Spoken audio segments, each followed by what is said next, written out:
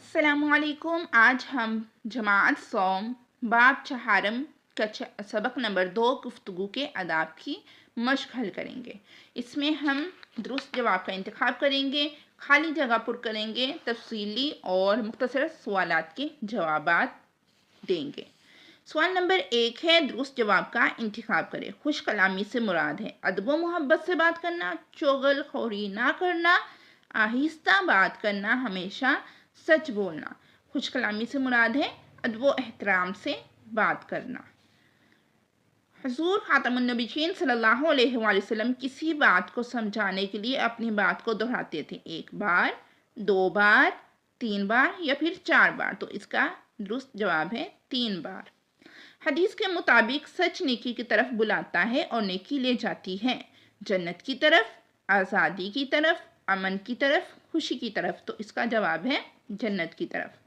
माशरे में अमन और सुकून के लिए हमें अपनाना होगा माल की कसरत को, आला मरातिब के हसूल को, खुश कलामी को, कीमती मलबूसात को। तो इसका जवाब है खुश कलामी को। आगे है सवाल नंबर 2, मुनासिब अल्फाज की मदद से खाली जगह पुर करें। दौराने गुफ्तगू एक दूसरे की ना काटी जाए। दौराने गुफ्तगू एक दूसरे की बात ना काटी जाए। बातचीत करते वक्त जिन बातों का ख्याल रखना ज़रूरी है उन्हें कहते हैं आदाबे गुफ्तगू।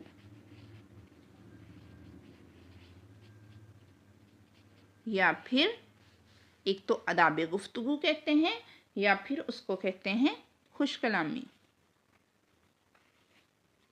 खुश कलामी।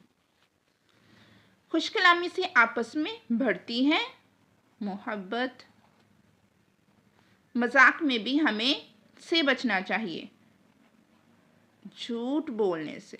मजाक में भी हमें झूठ बोलने से बचना चाहिए।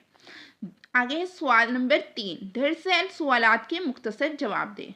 सवाल नंबर 1 है, अल्लाह ताला ने कुरान मजीद में गुफ्तगू का क्या तरीका बताया है। अल्लाह ताला ने कुरान मजीद में अल्लाह ताला का इरशाद है तर्जुमा और लोगों से अच्छी बात कहना। ठीक है, सवाल नंबर 1 है यहाँ से यहाँ तक। आगे है खुश कलामी से क्या मुराद है। सवाल नंबर 2 है, खुश कलामी से क्या मुराद है। एक दूसरे से अदब एहतराम और अच्छे अंदाज से गुफ्तगू करना क्या कहलाता है, खुश कलामी। सवाल नंबर 2 यहाँ से यहाँ तक है। अच्छे अंदाज से गुफ्तगू करना अच्छे इखलाक की निशानी है। यहाँ तक भी कर सकते हैं और यहाँ तक भी। आगे है सवाल नंबर 3, बड़ों से गुफ्तगू करते हुए किस बात का ख्याल रखना चाहिए।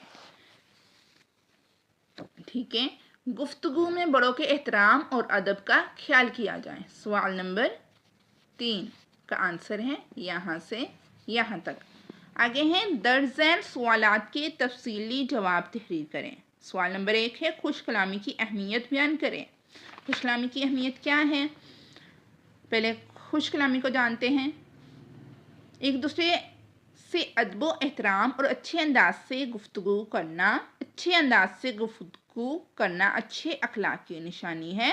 कुरान मजीद में अल्लाह ताला का इरशाद है और लोगों से अच्छी बात कहना। हमारे नबी हज़रत मोहम्मद रसूलुल्लाह सल्लल्लाहु अलैहि वसल्लम नहायत खूबसूरत अंदाज में गुफ्तगू फरमाते थे। यही वजह थी कि जब आप सल्लल्लाहु अलैहि वसल्लम गुफ्तगू फरमाते तो लोग आप सल्लल्लाहु अलैहि वसल्लम की बातें नहायत तवज्जो से सुनते थे। इसी तरह आप सल्लल्लाहु अलैहि वसल्लम इनको दीन इस्लाम की तरफ माइल करते थे। नबी करीम सल्लल्लाहु अलैहि वसल्लम का इरशाद मुबारक है, जो अल्लाह और आखिरत पर यकीन रखता है उसे चाहिए कि अच्छी बात बोले वरना चुप रहें। तो लॉन्ग क्वेश्चन नंबर 1 यहाँ से यहाँ तक है।